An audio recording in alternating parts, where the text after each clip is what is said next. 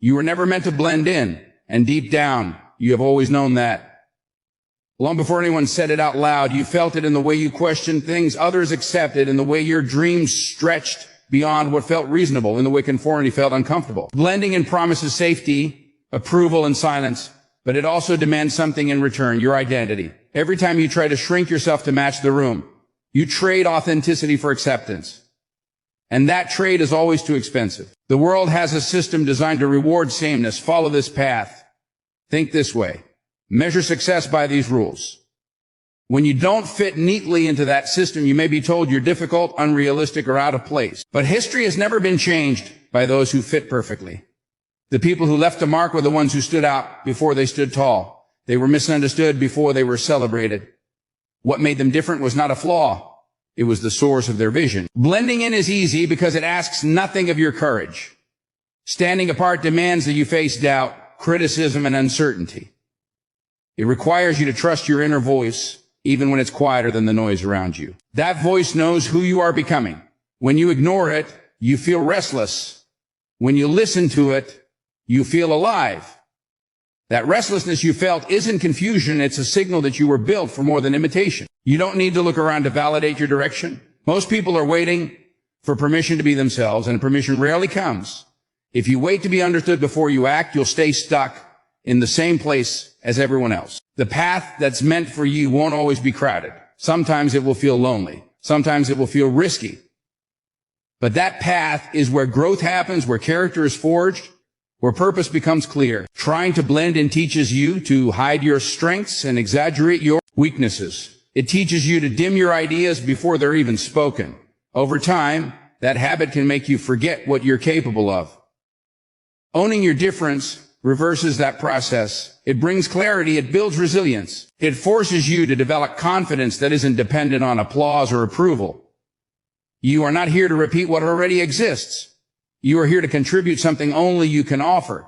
Your perspective, shaped by your experiences, struggles, and values, cannot be replicated. When you embrace that truth, you stop chasing comparisons and start building conviction. You realize that blending in was never the goal. Becoming fully yourself was always the point. Difference is the birthplace of greatness, even though the world often treats it like a liability. From an early age, you're taught to measure yourself against a standard that was never designed with you in mind.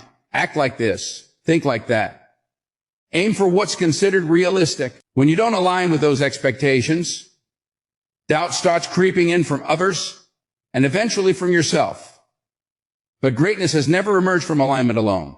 It emerges from friction, from contrast, from the refusal to accept limits that were handed down without question. Every major breakthrough began as an interruption. Someone saw what was and imagined what could be. They didn't arrive at that vision by copying the majority. They arrived there because they saw the world differently. That difference gave them the courage to challenge norms, to question rules, to push past comfort. If they had erased what made them different to fit in, the world would have lost what made them great. Your difference is not an obstacle on the road to success. It is the road. Being different often feels uncomfortable because it separates you from certainty. There's no clear map, no crowd to follow, no guarantee of approval. That uncertainty can feel heavy, especially when others seem confident walking paths already proven. But proven paths lead to predictable outcomes. If you want something extraordinary, you have to be willing to stand where few are standing. Difference forces you to rely on creativity instead of instructions, courage instead of consensus, belief instead of validation. The pressure to conform is subtle but constant. It shows up in advice that sounds practical but limits possibility.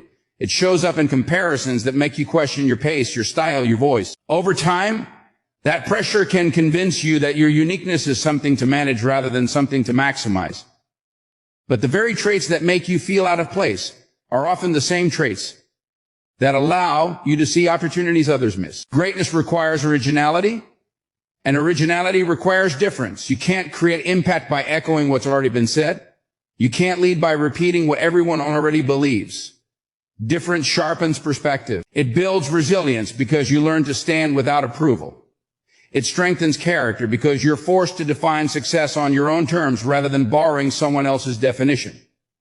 When you embrace your difference, you stop competing on crowded ground. You stop chasing comparisons that were never fair to begin with. Instead, you start building something authentic, something rooted in who you are rather than who you're expected to be. That shift changes how you move, how you decide, how you respond to setbacks. You no longer see obstacles as signs to turn back, but as confirmation that you're carving your own lane. The word doesn't advance because everyone agrees. It advances because someone was willing to be different long enough to be effective. That willingness is where greatness begins, not after success arrives, not after approval shows up, but in the moment you decide to trust what makes you stand apart. Fear tries to disguise your power by convincing you that caution is wisdom and comfort is security. It whispers that staying where you are is safer than stepping into what you could become. It doesn't shout, it nudges. It sounds reasonable. It tells you to wait, to prepare more, to avoid risk until everything feels certain. But certainty is rarely available at the moments that matter most. Fear thrives in hesitation, and the longer you listen to it, the smaller your world becomes. Fear often shows up wearing familiar faces. It looks like self-doubt, overthinking, perfectionism, or the need for approval. It makes you question your ability before you've even begun. It reminds you of past failures and magnifies them until they feel like permanent labels. What fear never tells you is that those same moments were evidence of courage, proof that you were willing to try when comfort would have been easier. Fear reframes growth as danger and potential as threat. Your power doesn't disappear when fear arrives. It gets hidden. Fear doesn't remove strength. It distracts you from it. The moment you feel fear is often the moment you're standing closest to something meaningful. Fear tends to show up when there's something to lose, something worth protecting, something that matters. If there were no power within you, there would be no resistance against it. Fear is not a signal to stop. It is a signal that you are approaching the edge of your comfort zone. Many people mistake fear for intuition. They assume the discomfort means they're not ready or not capable. But intuition is calm, even when it's firm. Fear is loud, urgent, and reactive. It rushes you into retreat. Learning to tell the difference changes everything. When you pause instead of panic, you begin to see that fear has been exaggerating the risk while minimizing your ability to handle it. Fear feeds on isolation. It grows stronger when you keep your doubts unspoken and your ideas untested. In silence, fear can invent outcomes and convince you they are inevitable. Action weakens fear. Movement interrupts its narrative. Each small step forward challenges the story that you can't, that you shouldn't, that you're not enough. Confidence doesn't arrive before action. It is built through it. Your power is revealed when you act despite uncertainty. Courage is not the absence of fear. It is the decision to move while fear is present. Every time you choose progress over paralysis, you reclaim a piece of yourself that fear tried to hide. You begin to trust your resilience instead of demanding guarantees. You learn that even when things don't go perfectly, you survive, you adapt, and you grow stronger. Fear will always try to negotiate with your potential. It will offer you smaller dreams in exchange for temporary comfort. It will ask you to delay your purpose for the promise of safety. But safety that costs you your growth eventually becomes its own kind of risk. When you stop letting fear define your limits, you start discovering how capable you actually are, how much strength has been waiting beneath hesitation, how powerful you become when you refuse to let fear speak louder than your purpose. Your struggles shaped your strength, even when it felt like they were breaking you instead. Every challenge you faced arrived without asking permission, without explaining its purpose, and without offering guarantees. In those moments, it was easy to believe that struggle was a sign of failure, a punishment, or proof that you were falling behind. But struggle is not random. It is formative. It presses, stretches, and refines you in ways comfort never could. Strength is not something you wake up with one day. It is built quietly in moments when quitting would have been easier. Each setback forced you to adapt. Each disappointment required you to endure. Each obstacle demanded that you find something deeper within yourself than talent or luck. What you survived taught you how to stand when things were uncertain. What you lost taught you how to value what truly matters. What tested you revealed resilience you didn't know you possessed. Struggle has a way of exposing truth. It strips away illusions and shows you what you're made of. When everything is going well, character stays hidden. When pressure arrives, it surfaces. The times you felt stretched beyond your limits were the times your limits expanded. You learned patience when progress was slow. You learned discipline when motivation faded. You learned courage when fear tried to take control. Those lessons were not comfortable, but they were necessary. Many people look at strong individuals and assume their confidence came from easy wins or natural ability. What they don't see are the long nights of doubt, the repeated failures, the moments of questioning whether it was all worth it. Strength is often misinterpreted as toughness, but real strength is endurance. It is the ability to keep moving forward while carrying weight no one else can see. It is the choice to rise again without knowing if the outcome will be different. Your struggles also sharpened your perspective. They taught you empathy, awareness, and depth. You understand pain because you felt it. You recognize perseverance because you've practiced it. This awareness changes how you move through the world. It grounds you. It gives your voice substance and your actions intention. The struggle you endured didn't just make you stronger, it made you wiser. There were moments when your struggle isolated you, when it felt like no one truly understood what you were carrying. In those moments, you learned self-reliance. You discovered how to encourage yourself when no one else did. You learned to trust your inner resolve when external support was limited. That independence became a foundation, teaching you that while support is valuable, your strength does not depend on constant validation. Struggle also clarified your priorities. It forced you to let go of what wasn't essential and focus on what was. When resources were limited, you learned creativity. When paths were blocked, you learned persistence. These skills were earned, not given, and they stay with you long after the struggle passes. They become tools you carry into every future challenge. If your life had been easy, you might have remained untested, unaware of your capacity to endure and overcome. The resistance you faced didn't arrive to stop you. It arrived to prepare you. Every struggle added a layer of resilience. Every challenge reinforced your ability to adapt. Every setback strengthened your resolve. What once felt like a burden has been shaping you into someone capable of handling what lies ahead. Someone grounded, capable, and unshaken by difficulty. Someone whose strength was forged, not gifted. Confidence grows when you own who you are, not when you become who others expect you to be. Many people spend years chasing confidence in the wrong places, believing it comes from approval, achievements, or recognition.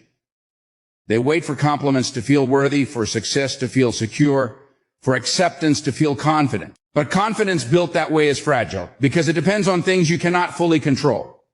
The moment approval fades or circumstances change, that confidence begins to crack.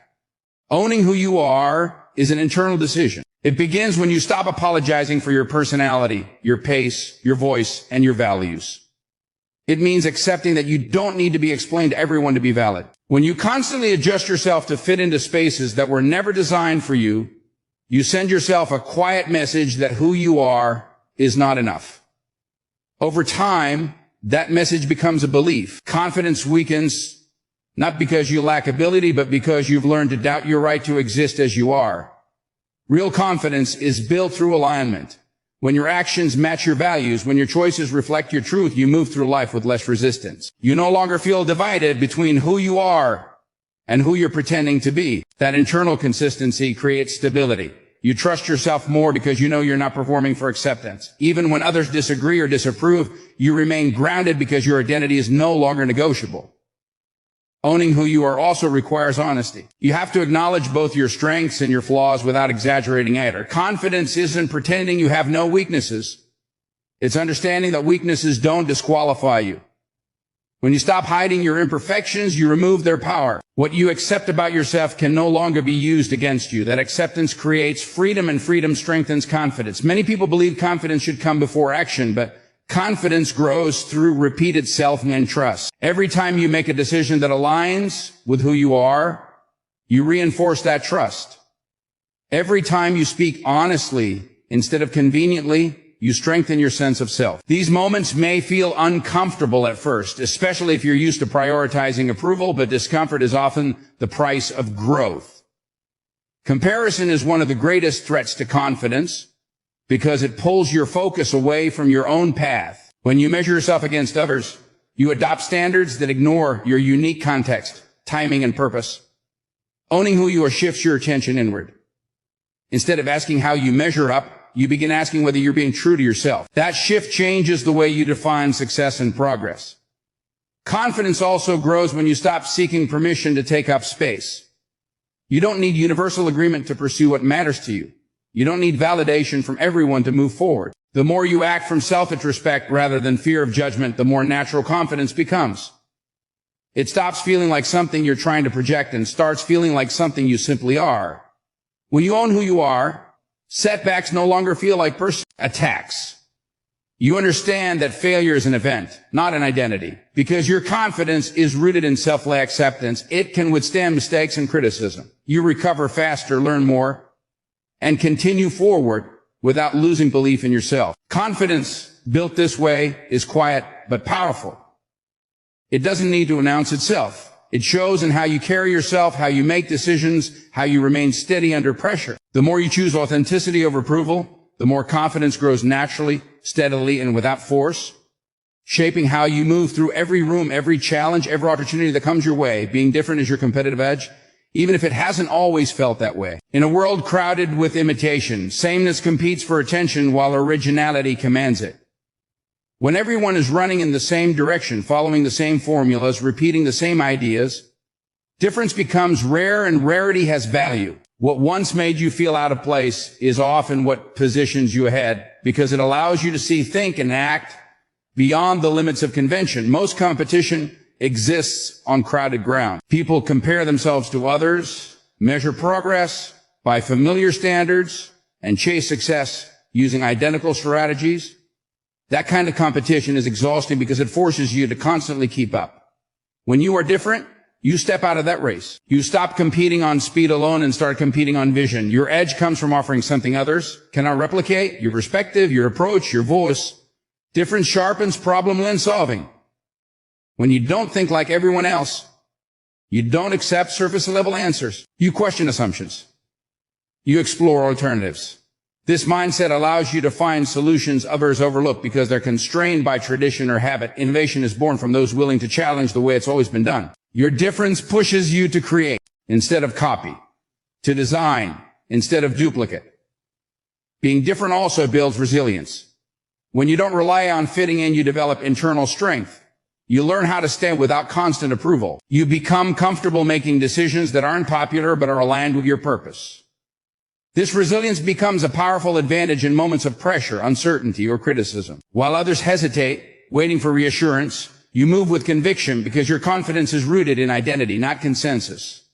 Your competitive edge grows when you stop hiding your difference. Many people spend years softening their opinions, diluting their ideas, or suppressing their instincts to avoid standing out. In doing so, they erase what makes them memorable. Standing out is not about being loud, it's about being authentic. When you lean into what makes you distinct, your presence becomes undeniable. People may not always agree with you, but they will remember you. Difference attracts opportunity. When you bring something unique to the table, you become difficult to replace. Skills can be taught, knowledge can be acquired. But perspective is shaped by experience, struggle, and individuality. That combination creates value. In environments where everyone looks the same, thinks the same, and operates the same, the person who brings contrast becomes essential. Your difference positions you as an asset rather than an option. Your edge also lies in how difference fuels growth. When you don't follow the standard path, you're forced to learn faster, adapt quicker, and trust yourself more deeply. You develop self-lean awareness because you can't rely on templates. You refine your judgment because you can't lean on crowds. This process strengthens decision-making and builds confidence through experience rather than theory. Being different doesn't mean being perfect. It means being intentional. It means understanding your strengths and building around them instead of wishing you had someone else's. When you focus on maximizing what makes you unique, you stop wasting energy on comparison. You channel that energy into mastery, creativity, and impact. Over time, that focus compounds, widening the gap between you and those still trying to fit a mold. Difference also changes how you respond to failure. When you're not copying others, failure feels less like falling behind and more like learning. You see setbacks as data rather than defeat. Each mistake refines your approach, sharpens your instincts, and strengthens your strategy. That adaptability becomes a long-term advantage, allowing you to evolve while others remain stuck, repeating what no longer works. The world rewards those who bring something new, something real, something bold. Your difference is not something to manage or minimize. It is something to sharpen, protect, and apply it with intention. When you fully embrace it, you stop competing for space and start creating it, turning what once set you apart into the very thing that keeps you ahead.